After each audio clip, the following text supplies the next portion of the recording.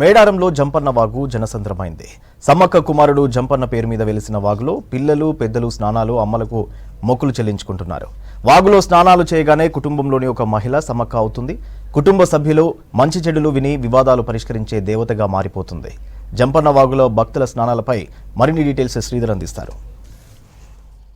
మేడారంలో జంపన్న వాగంటే కేవలం పుణ్యస్నానాలు చేసి దేవుళ్ళని దర్శించుకోవడం మాత్రమే కాదు, మిగతా ఆలయాల సమీపంలో ఉన్న నదుల్లో స్నానం చేసి దేవాలయ దర్శనానికి వెళ్తారు. కానీ ఇక్కడ అట్లా కాదు. ఇక్కడ పూర్తిగా విభిన్నం. ఆదివాసీ సాంప్రదాయాలు ఇక్కడ కొట్టొచ్చినట్టు కనిపిస్తాయి. ఇక్కడ ప్రత్యేకంగా కూడా ఉంటాయి. ఇక్కడ ఏంటంటే జంపన్న వాగుల ప్రత్యేకంగా జంపన్న వాగును చూస్తూనే ఇక్కడ వస్తున్న భక్తులు జనం తన్మయత్వానికి లోనవుతారు. ఇక్కడ శిగాలు ఊగుతుంటారు. ఎవరైతే కుటుంబాలతో కలిసి వస్తారో వాళ్ళంతా కూడా వారిలో ఒక మహిళనే, వాళ్ళ మహిళ కావచ్చు, ఎవరైతే సమ్మక్క కావచ్చు, సార్లక ఆవహిస్తారో ఆ శిగం ఊగుతారో వారికి సంబంధించినటువంటి వారే వారి కుటుంబానికి సంబంధించిన సమస్యలు కావచ్చు వాటన్నిటిని పరిష్కరించేందుకు నేపథ్యం ఇక్కడ జంపన్న వాగు వేదిక అవుతుంది. వారి సమస్యల పరిష్కారం చెప్పే వేదిక కూడా అవుతుంది. ఇక్కడ బాధల్ని పంచుకునే వేదిక కూడా అవుతుంది. సో దీని గురించి చెప్పేందుకు ఇప్పటిదాకా ఆ జంపన్న వాగుల చిగమూగిన ఒక అన్నున్నాడు. అండ్ ఏం పేరు నీ పేరు? నా పేరు నర్సయ్య. ఏంది జంపన్న వాగు రాగానే ఎందుకు శిగం వస్తుంది? ఎందుకు ఇక్కడ మీరు అట్లా? అమ్మవారికి చిన్న కొడుకైనా జంపన్న, ఆయన తల్లికి కొడుకు, అక్కకు తమ్ముడు కనుక ఆయన దగ్గరికి వస్తే అది సంతోషం. బాధలు ఉన్నా పోతాయి, భయం ఉన్నా పోతుంది. ఏదైనా క్షుద్ర పూజలు చేసిన వాళ్ళైనా ఇక్కడికి పోతే ఆయన జంపన్న కొడుకు అనే అతను తీర్చేస్తాడు. అందరి కష్టాలన్నీ తీర్చేసి సంతానం కూడా ఒడిపెడతాడు. ఏం పేరమ్మా నీ పేరు? నా పేరు చంద్రక. నేను 20 ఏళ్ల క్రితం నా కొడుకు కావాలని సమ్మక్క గురించి చెప్పారు. నువ్వు సంతానం కోసం వీటికి వచ్చినావు. అయితే నేను కోరుకున్నా నా కొడుకు ఉడితే నీ దగ్గరకు వస్తూనే ఉంటా నా కుటుంబంతో సహా అని నేను అనుకుంటే నా కొడుకు వచ్చిండు. అంటే నువ్వు మేడారం రాగానే జంపన్న వాగు రాగానే ఎందుకు జంపన్న వాగు రాగానే దేవుడు ఎందుకు వస్తాడు? వీడికి రాగానే అసలు తెలియదు, ఏం అవుతుందో తెలియదు. శక్తులు మొత్తం మనకేమనిపిస్తుందో మనకు తెలియదు. ఆమె శక్తి అసలుంటిది, కోరుకున్నది జరుగుతుంది. సమ్మక్క గురించి తెలియక ముందుకు నాకు కొడుకు ఉడితే నా కొడుకు ఎత్తు బంగారం పంచుతా, నా ఎత్తు బంగారం పంచుతా అని చెప్పుకున్నా. మళ్ళా జాతర వచ్చే వరకు జరిగింది. జరిగేసరికి నేను ఆయన ఎత్తు బంగారం పంచిన, నా ఎత్తు బంగారం పంచిన, తల వెంట్రుకలు ఇచ్చిన, మీ అప్పటి నుంచి వస్తూనే ఉన్నా. ఇది అంటే ఇక్కడ మామూలుగా పుణ్యస్నానాలు ఆచరించడం, అమ్మవారిని అయితే సమీప ఆలయాల్లో దర్శనాలు చేసుకోవడం మాత్రమే కాదు, ఇక్కడ చాలా విభిన్నంగా ఉంటుంది. వీరంతా కూడా జంపన్న వాగులో తమ కష్ట సుఖాలని చెప్పుకోవడం, ఎవరైతే అమ్మవారు తమ పైకి వస్తుందని చెప్పి వాళ్ళు భావిస్తారో వాళ్ళంతా కూడా తమ వారి కష్టాలను సుఖాలను కూడా వారి ముందు చెప్పుకుంటారు.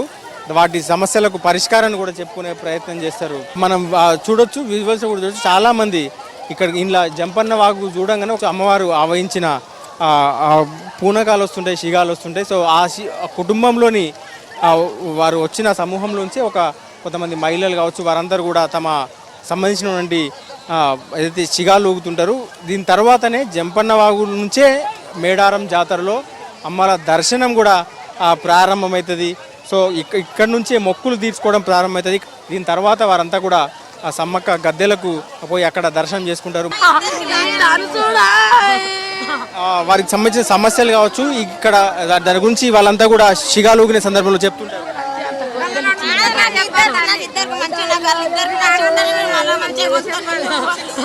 మమ్మల్ని కోరిన వారికో సమ్మవ్వ చూడా, సారవ్వ చూడా.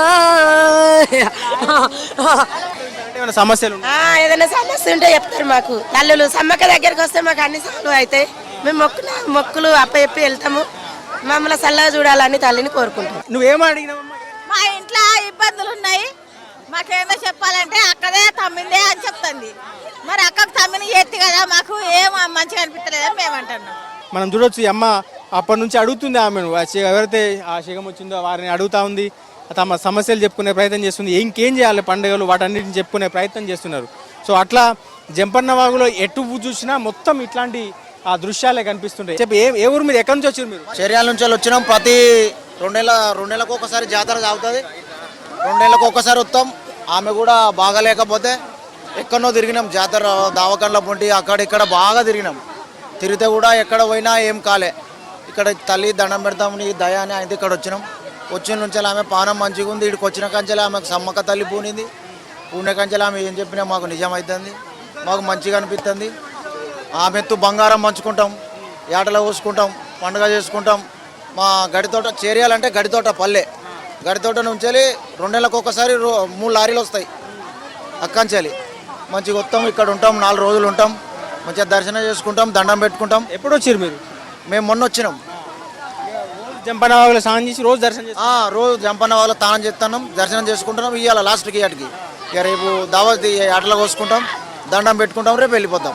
ఇది జంపన్న వాగు కథ. ఇక్కడ ఎక్కడ చూసినా స్నానం ఆచరిస్తున్న వీరందరిలో కూడా దాదాపు ప్రతి కుటుంబానికి ఒక సమ్మక్క ఉంటుంది. ఇక్కడ ఆ సమ్మక్క ఎవరైతే సమ్మక్క ఆవహిస్తుందో వారందరూ కూడా సమస్యల పరిష్కారానికి దిశగా ఉంటారు. ఆ కుటుంబంలో సమస్యలు చెప్పుకుంటుంటారు. ప్రతి నదికి 12 ఏళ్ళకి ఒకసారి పుష్కరాలు వస్తాయంట, కానీ ఇక్కడ 2 ఏళ్ళకి ఒకసారి పుష్కరాల కన్నా మించి ఇక్కడ అమ్మవార్లందరూ కూడా ఇక్కడ దర్శనమిస్తారని చెప్పి భక్తులు భావిస్తుంటారు. అందుకే ఇక్కడ మేడారంలో జాతరలో పూజలని ఇక్కడ నుండే ప్రారంభమవుతాయి. కెమెరామెన్ అశోక్తో శ్రీధర్, జంపన్న వాగు నుండి.